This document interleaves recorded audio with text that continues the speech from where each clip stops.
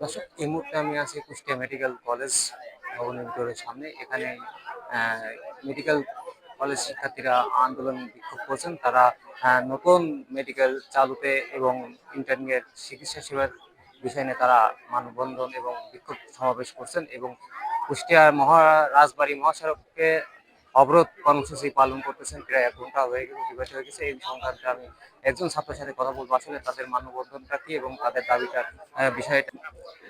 আমাদের আজকে দাবিটা মূলত হাসপাতাল চালু নিয়ে। আমাদের মেডিকেলে চালু হওয়ার বয়স প্রায় 14 বছর হয়ে গেছে, এখনো আমাদের কোনো পূর্ণাঙ্গ হাসপাতাল নেই। আমাদের এই 11 বছর আমাদের আগে একই সময় প্রতিষ্ঠা হয়ে সাতক্ষীরা মেডিকেল কলেজেও দেখা গেছে হাসপাতাল হয়ে গেছে, কিন্তু আমাদের এই হাসপাতাল অনেকদিন ধরে বন্ধ থাকার পর 1 বছর আগে হচ্ছে আউটডোরটা চালু হয়েছে।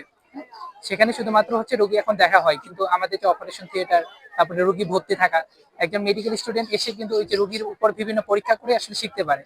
আমাদের সেই সুযোগটা থেকে আমরা বঞ্চিত হচ্ছি।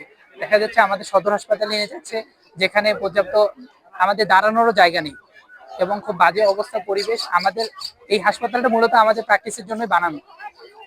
তো সেই ক্ষেত্রে আমাদের হচ্ছে দেখা যাচ্ছে বারবার আমরা পরিচালকের কাছে গেছি, কোনো আমরা আসার জন্য কোনো উত্তর পাইনি।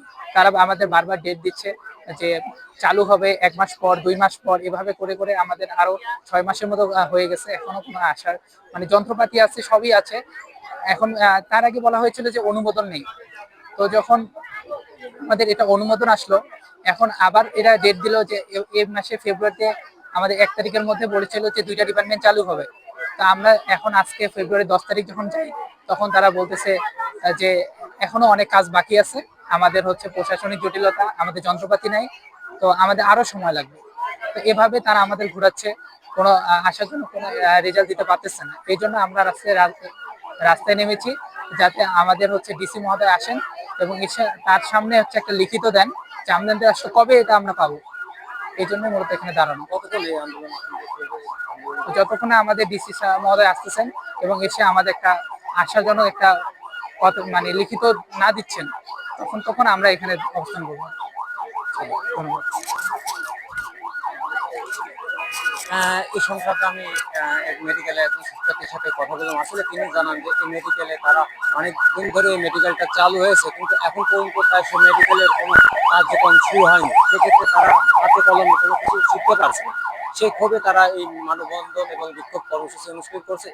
একটু আগে আমি জানাই রাখতে চাই, সেটা হচ্ছে কুষ্টিয়া সদর হাসপাতালেও রোগীর সংখ্যা অনেকটাই নাজুক অবস্থা। সেখানে জায়গা সংকটে থাকা রোগীদের অনেক ভোগান্তি পোহাতে হচ্ছে। তাদেরকেও একটা দাবি জানিয়েছেন, তারা দ্রুতভাবে কুষ্টিয়া মেডিকেল কলেজটা যেন চালু হয় এবং সেখানে সেবা পাক।